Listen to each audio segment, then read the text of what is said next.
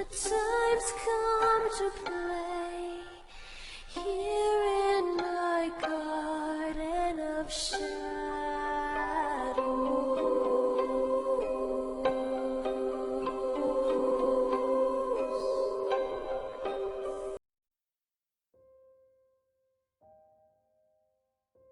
Hello, I'm Runia, aka Media Adaptation.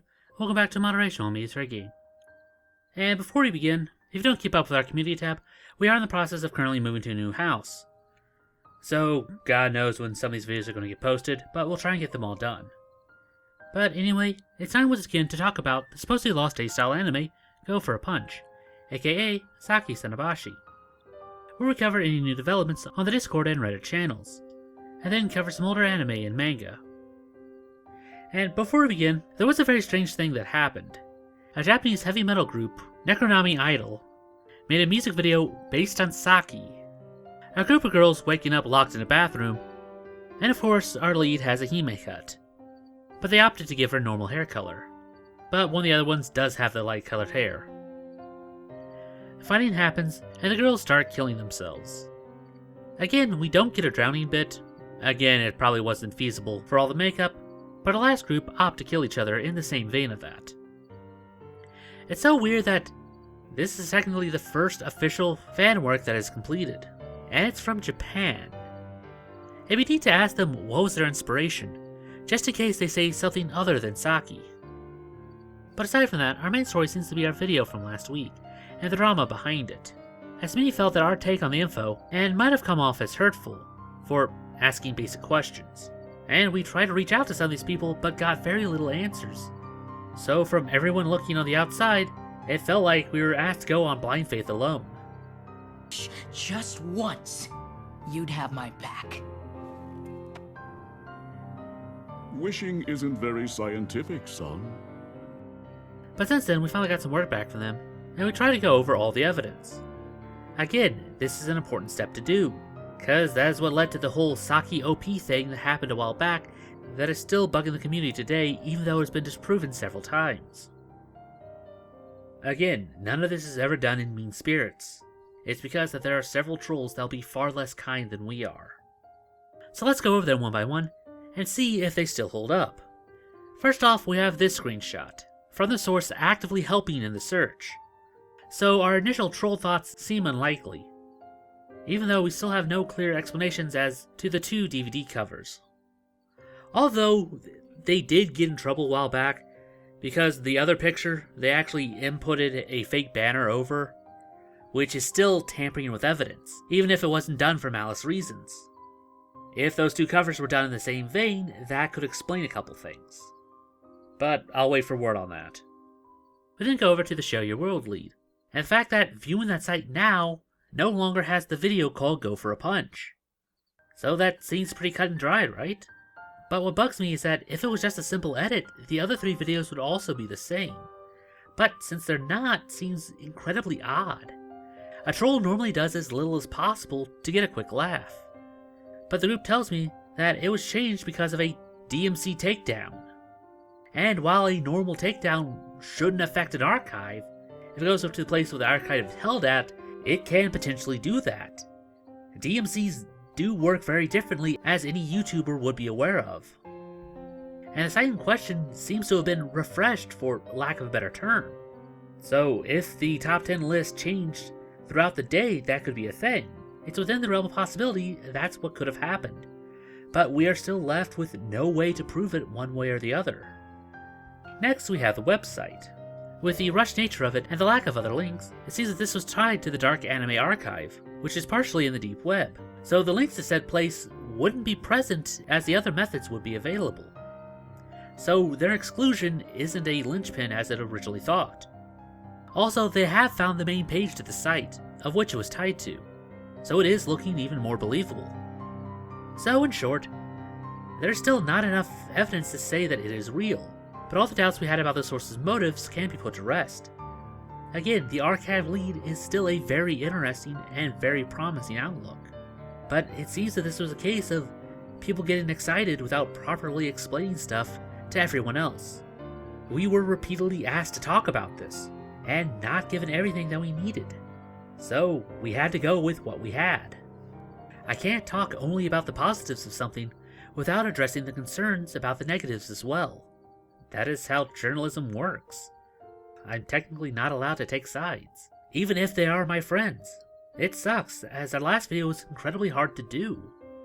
And I'm sorry if people think less of me for having done so. Our community is small, and it's different when you work with people. That's why in the early days, I always view myself as an outsider looking in. Again, I'm sorry if you felt betrayed, but you also have to see it from everyone else's point of view. Again, the people here really mean a lot to me. So what you're trying to say is that Saki really is the... You finish that sentence, and I swear to God, I will find a way to hurt you. Saki really is the friends you've made along the way. You binary... If you'd like to know more about this, there's a post on the second Reddit channel called The Current State of the GFAP Community, which has an extraordinarily detailed report on this. So I suggest you go over and read for yourself. We'll try and put the link to it down in the description. But we can't talk about one Reddit without mentioning the other. And sadly, it seems to have gone back to its normal state. Only thing to note is that a link to a 4chan board where someone claims that it was the curse of Kazu Omazu, which again, we have an entire video talking about that anime alone. Very good anime, but it's not Saki. And we'll end this section with a look at some fan art. Again, I'll try and make sure to get all the right artist names on these. And as for today's anime, it's iCity, or Love City, from 1986. Humanity has unlocked psychic powers, and it comes with a handy built-in scouter on their forehead. A low-level couple was captured and experimented on, and the girlfriend didn't survive the process. They used her DNA to make a clone of her, which he helps escape, and now he's on the run with his adopted daughter. And the experiment on her was a success, making her a triggerer, someone who can unlock humanity's potential, and usher in the new stage of evolution, or just end all life on Earth. The trigger manifests as the ability to unlock the level cap of his potential, granting him a brief moment of infinite power. The anime was filled with all kinds of WTF moments, like one guy turning the streets into giant stone heads, because reasons. Said person also being a tiny man in a glass dome sitting on a robot suit. But our main boss kidnaps a girl and brainwashes her into thinking that he's our guy, which is a great concept, but sadly gets undone almost immediately. We then learn the truth, as they're all in a time loop reliving the same events, because the process that granted them their powers also brought to light an infection that is going to devour all life, and is also what the trigger's power is based on. We then get a giant climactic fight, breaking a hole back into his world, where the others actually end up devouring it. As the world returns to normal, all seems well and good, until people start disappearing one by one. It turns out that the world keeps looping as they're set back to the start of the show. Apparently there was a manga that goes into much more detail about this, like why things are the way they are, or symbolism that's not properly explained, or even motivations of some of the side characters. But anyway, on to our adult animation, and it's 1988's Balthus Tia's Radiance. And it's about a boy finding a girl with a blue rock that gives powers over ancient machinery, and they're being pursued by a tech-based empire. And it just hit me while writing the script that this is the plot to Castle in the Sky, which came out 2 years earlier. But no, it must just be a coincidence, even though all the side characters look like a straight-up rip-off of all the ones from Miyazaki's stories. I mean, aside from a main bad guy who's just a complete rip-off of a guy from Gundam. But anyway, they get saved by tech-based outlaws, and then a giant robot shows up and the castle collapses around them. Oh god, it's just Miyazaki with boobs. And yes, I know I just gave you a terrible mental image. But maybe you can feel my pain of having to sit through this. Oh, it also got an English dub. So aside from the Lost Cream Limit ones, this was one of the first. Wonderful. But anyway, let's wrap up this video with the next part of our manga by Shinmu, A Classroom Bereft of Angels, Chapter 7. Our vice principal calls the classroom to order, with everyone taking their seats, as only 14 of them remain. She then grabs the memorial photo of their perfect being, and says that even though they weren't the ones who started this by killing innocents, they still killed her. And killing, even though justified, is still a sin, and all sinners must pay with their lives. And while she was talking, it was like their beloved leader came back. Kind of fitting, since it was her job to be her voice. Our two minions recognize her as such, and she unties them. She then goes over to our blonde girl, who looks nervous, asking if she feels guilty. She then must atone for her sins, then takes a razor blade and slices open her throat. One of them asks if she's crazy.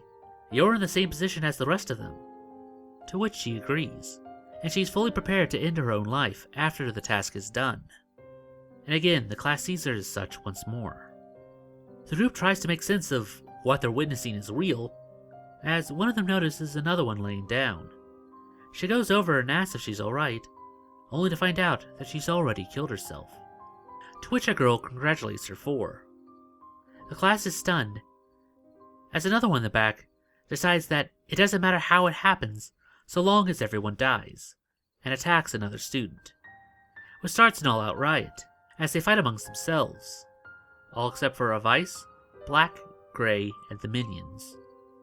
And when the fight is all done, our girl is left alone, turning to the Vice, telling her off right as her arms are grabbed. Our minions take her by the hand, telling the others that they'll see them soon, and jump out the window with her in tow. And then it was just the three of them.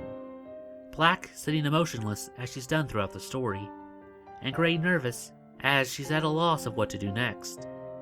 And for a second, she feels eyes watching her, but looks around confused, as the Vice walks up to them, suggesting that they all go together. And a lot of bodies have just hit the floor. The weird part is that we still have 3 chapters left, which feels odd given the number of players remaining. I still have no idea what's up with Black, but I guess we'll find out next time. And that about does it for this video.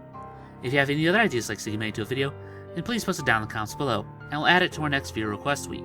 It's now time for the part of the show where we ask you to help us appease the YouTube algorithm by dropping a like, share, or comment. It helps out much more than you'd think. And if you haven't subscribed yet, then it's very much appreciated. And if you'd like to support this channel, then please visit our Patreon. Link will be down in the description below. Even if you can't give a lot, every little bit helps. Oh, we also started up a Let's Play channel. So if you want to see us try out some horror games, then feel free to stop on by. Link will be in the card as well as in the description. And I guess I'll see you in the next one. Anyway, I'm Runya. And I'm Ada. Reminding you to take life in moderation. Weep not, poor children, for life